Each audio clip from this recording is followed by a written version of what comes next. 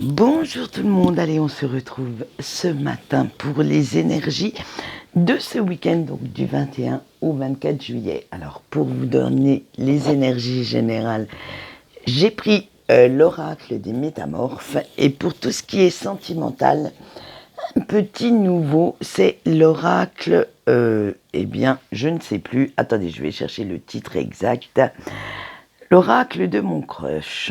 Et oui, j'ai flashé sur ce petit... pour tout vous dire l'histoire de, de cet oracle, je cherchais sur une grande plateforme internet pour acheter Astro Crush, que j'ai d'ailleurs acheté, hein, il faut le dire, et je suis tombée sur l'oracle de mon crush et j'ai eu un petit coup de foudre. Alors du coup, eh bien, nous allons faire le message sentimental de ce week-end avec. Allez, on voit tout de suite quelles sont nos énergies pour savoir si on va passer enfin un bon week-end ou pas. Alors, on a la fée des abeilles, la sirène des dragons, le petit frère, la petite sœur, Fiona et la licorne, le chat noir et la fée délicate et ses furets. Et oui, dans comment on dit, les oracles de Lucy Cavendish, on va dire que la nomination des cartes est un petit peu à rallonge. Allez, avec notre fée des abeilles, eh bien voilà, vous vous sentez plein de vitalité, de sagesse, de maturité et ce sera le trio gagnant de votre week-end. Tout le côté matérialiste en fait de votre vie n'est plus votre priorité parce que vous estimez maintenant avoir tout ce dont vous avez besoin de ce côté-là. Un appartement, une maison, une voiture, vous vous contentez de ce que vous avez, vous n'allez pas aller chercher plus loin. Mais vous seriez plus maintenant à la recherche de petits bonheurs simples, de petites choses qui vous éveillent le cœur, de votre bien-être. Ça va vraiment être, j'allais dire, plus du mental, plus de l'invisible en fait, mais qui font que vous vous sentez bien dans votre tête, dans vos baskets. Ça va être cette recherche-là ce week-end et vraiment passer de bons moments, être avec des personnes bienveillantes qui vous apportent autant d'amour que ce que vous pouvez leur donner. Bref, ça va être vraiment cette simplicité des sentiments pour se sentir bien. Avec notre sirène des dragons, parce que vous prenez enfin vos responsabilités et assumez totalement vos actes, vos envies. C'est cette recherche d'être bien soi-même, d'être honnête aussi envers soi-même, parce que vous avez fini ce cycle où vous vous laissez faire, vous vous laissez dominer, alors soit par les actes, soit par les façons de réagir des autres, hein. Et vous avez compris enfin qu'il n'y a pas que leur bien-être qui compte, mais que le vôtre compte tout autant, que le vôtre est aussi à prendre en compte, en priorité. Et non, ce n'est pas de l'égoïsme. Comme je dis toujours, si dans une cruche, vous avez de l'eau, vous pouvez en donner à ceux qui ont soif. Mais par contre, si vous n'avez plus rien, si votre cruche est vide, comment pouvez-vous leur donner ce dont ils ont besoin? Alors pensez bien à cette phrase, à cette petite image. Si vous n'avez pas d'énergie pour vous, pas d'amour pour vous, pas d'estime non plus pour vous, comment voulez-vous donner confiance, donner de l'amour, donner tout ce dont les autres ont besoin? Si vous ne l'avez pas à l'intérieur de vous, vous ne pouvez pas malheureusement le donner, hein. Avec nos petits frères et nos petites sœurs, vous savez qu'à l'heure actuelle, ce qui est bon pour vous ou ce qui est toxique, ça, vous savez maintenant l'éloigner, que ce soit vos pensées, une personne physique, une situation. Vous savez, vous avez tous eu cette sensation du poil qui se hérisse devant quelqu'un ou devant une situation.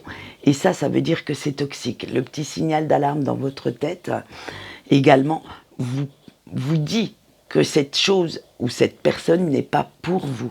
Alors, écoutez cette sensation, écoutez votre corps aussi, hein, il parle, même si on ne l'écoute pas assez, il sait ce qui est bon pour vous et ce qui ne l'est pas. Et maintenant, vous ne voulez plus vous rendre malade, en fait, pour des choses qui ne sont plus de votre faute, plus de votre responsabilité. Vous avez bien compris que chaque personne peut faire comme vous, faire le même travail que vous, doivent assumer leurs actes, leur dire, et qu'après tout, vous n'êtes pas là pour porter, j'allais dire, le malheur du monde sur vos épaules. Hein. Si eux ont fait des erreurs, c'est à eux de les assumer et non à vous. Et défendre la veuve et l'orphelin, c'est très bien, c'est très louable, c'est un très beau sentiment.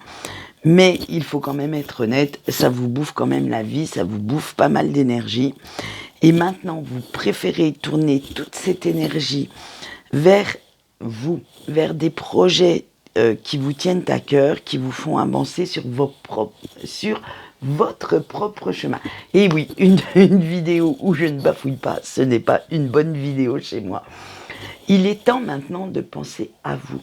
Et même si certains vont grincer des dents parce que ils ont tellement l'habitude que vous vous occupiez des autres qu'ils ne vont pas comprendre votre changement. Mais ça vous est égal. Si ces personnes sont ouvertes d'esprit et si elles vous aiment réellement, elles vont comprendre que maintenant, stop, il vous faut un peu de temps pour vous, il vous faut vous recentrer sur vous. Après, ceux qui ne l'accepteront pas, eh bien, vont simplement quitter le navire en cours de route et peut-être que vous les retrouverez ou peut-être pas. Mais toujours est-il que si ces personnes vous laissent tomber parce que vous n'êtes pas open pour régler leurs problèmes, pour trouver les solutions à leur place, eh bien c'est qu'elles n'en valaient pas la peine, c'est qu'elles ne devaient rien faire dans votre vie. Et cette métamorphose ne se fera pas toute seule, hein, bien entendu, hein, parce que vous avez bien pris conscience que malgré tous vos efforts, tout le travail investi à réparer leurs erreurs, à chercher des solutions à leur place, à faire en sorte en fait que ces personnes se sentent bien, eh bien la reconnaissance ou les remerciements n'étaient pas à la hauteur de ce que vous attendiez, hein, de ce que vous avez donné non plus, hein, faut être franc, et qu'après tout, c'est vous qui vous sentiez mal dans votre peau, alors il est temps maintenant que vous tourniez cet amour, cette énergie vers vous, que vous l'utilisiez pour vous, pour créer enfin la vie dont vous rêvez. Et vous allez voir que avec notre chat noir, je vais les associer, notre chat noir et la fée au furet. Cette métamorphose ne va pas se faire toute seule.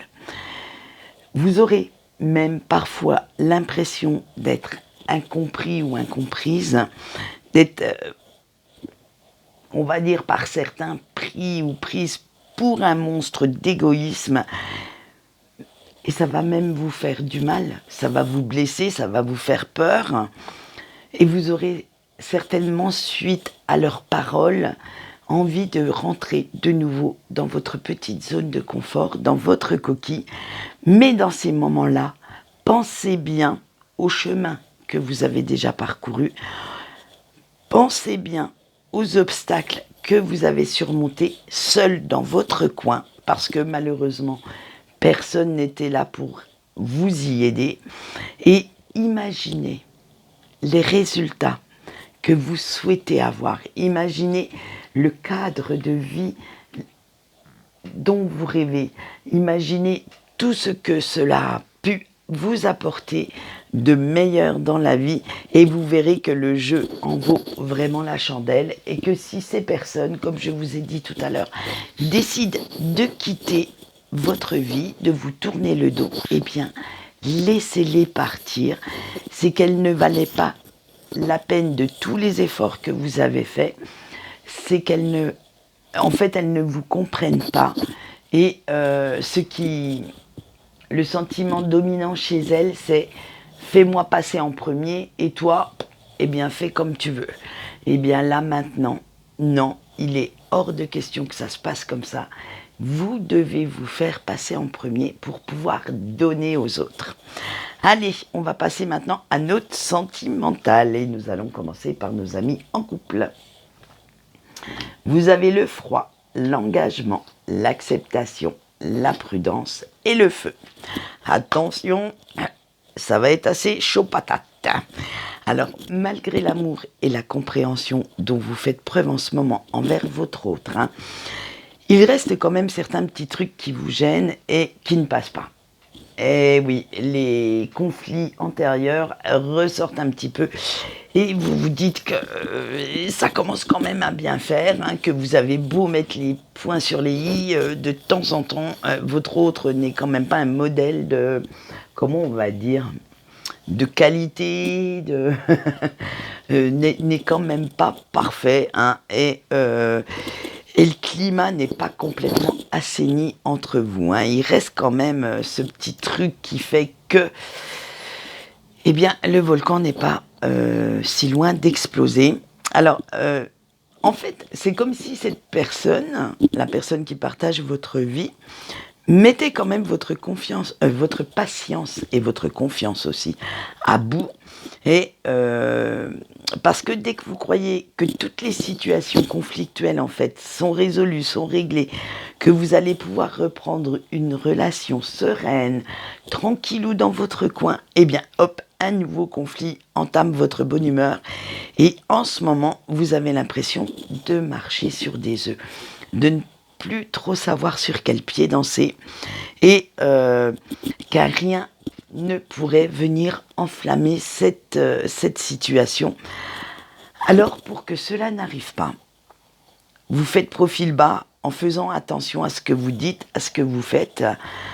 Alors restez quand même sur vos gardes parce que tout n'est pas acceptable par amour, mais dites-vous bien que bon, si c'est pas des trucs trop gros, attention, si votre dignité n'est pas remise en cause, je pense surtout aux gros mensonges, à l'infidélité, tout ça, eh bien passez par-dessus. Essayez quand même de temporiser et dites-vous que après la tempête, le soleil revient toujours. Donc on va se diriger tout doucement vers ce soleil, mais à condition de ne pas trop vous brûler les ailes. Voilà. Allez, on va continuer par nos amis célibataires.